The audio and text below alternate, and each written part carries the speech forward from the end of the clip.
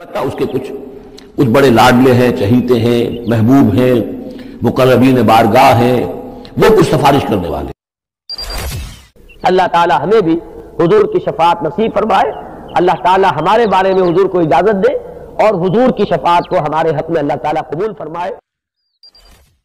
کیا اللہ بہتر ہے؟ سوچو، غور کرو، یا یہ جن کو انہوں نے شریک کیا ہوا ہے؟ یہ چھوٹے معبود خود بھی مانتے ہیں چھوٹے ہیں، خود بھی مانتے ہیں کہ ان کے پاس کوئی اختیار نہیں ہے سوائے اس کے جو اللہ نے دیا ہے، خود بھی مانتے ہیں کہ جو اختیار ہے اس کا بھی مالک اللہ ہی ہے۔ تو پھر یہ کہ یہ کیا ان میں کون سی یہ نسبت ہے؟ امن خلق السماوات والارض وانزل لكم من السماء ماء فانبتنا به حدائق ذات بهجة ما كان لكم ان تنبتوا شجرها أإله مع الله بل هم قوم يعدلون۔ یہ بڑا سوالیہ انداز ہے، سرچنگ کوسچنز کے انداز میں۔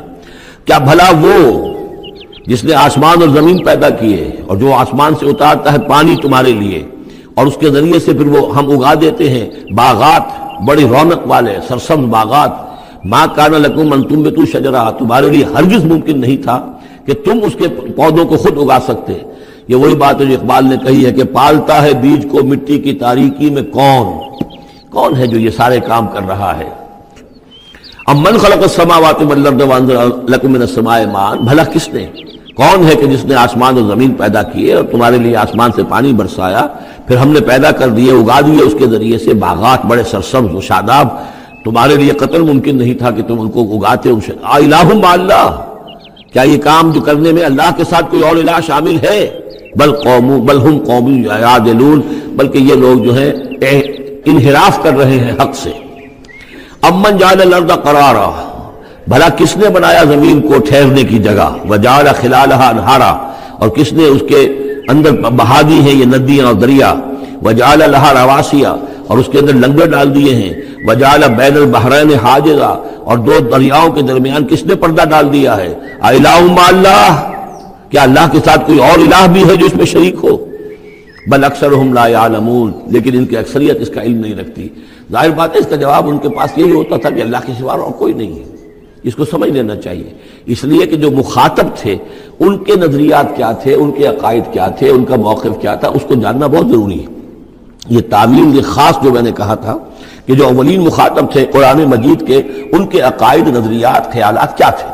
وہ اللہ کو مانتے تھے، یہ مانتے تھے خالق وہی ہے، البتہ اس کے کچھ بڑے لاڈلے ہیں، چہیتے ہیں، محبوب ہیں، مقربین بارگاہ ہیں، وہ کچھ سفارش کرنے والے ہیں، بس اس سے زائد ان کا شرک نہیں تھا۔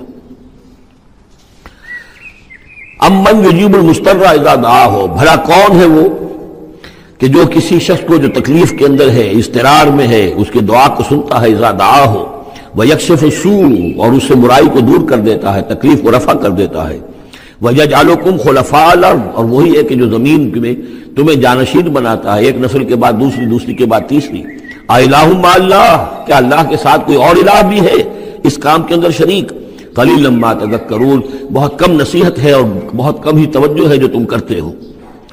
امن یہدیکم فی ظلمات البر والبحر، بھلا کون ہے وہ کہ جو تمہیں راستہ دکھاتا ہے اندھیروں میں، جنگل کے اندر بھی، بر میں بھی، خشکی میں بھی اور سمندر میں بھی۔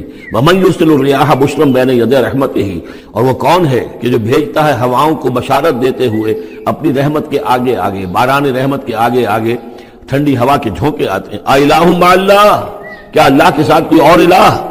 تعالی عما یشرکون، بہت بلند و بالا ہے وہ جس سے جو شرک یہ کر رہے ہیں۔ امن یبدأ الخلق ثم یعیدہ، بھلا کون ہے وہ جو ابتدا میں پیدا کرتا ہے خلق کو، پھر وہی اس کو دہرائے گا یا اس کا اعادہ کرتا ہے۔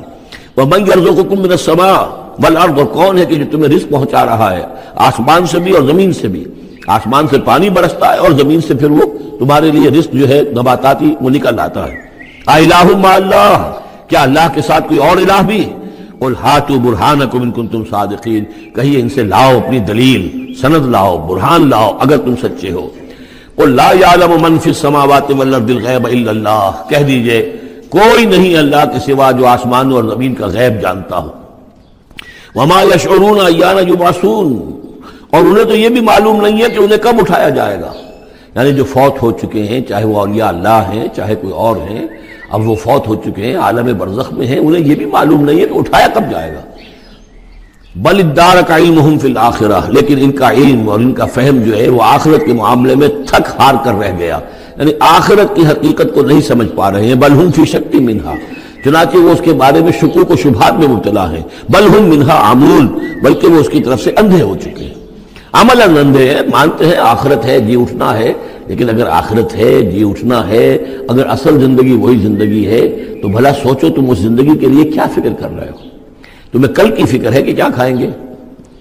اگر پیسے نہیں ہے تو کس قدر فکر اور تشویش تابنگیر ہو جاتی ہے، اس لیے کہ کل کا پتہ ہے کل آئے گا، کل کا دن آئے گا، اس کے لیے مجھے ضرورت ہوگی۔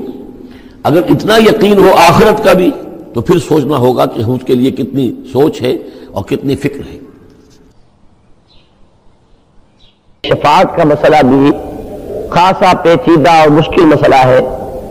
قرآن مجید میں ایسے مقامات بھی ہیں کہ جن پر شفاعت کی نفی کلی کی گئی، کوئی شفاعت نہیں، لیکن دوسری جگہ پر قرآن مجید میں یہ بھی ہے کہ اللہ تعالی شفاعت کی اجازت دے گا، جس کو اجازت دے گا وہی کر سکے گا، جس کے لیے اجازت دے گا وہی اسی کے لیے کر سکے گا، اس سے زائد نہیں۔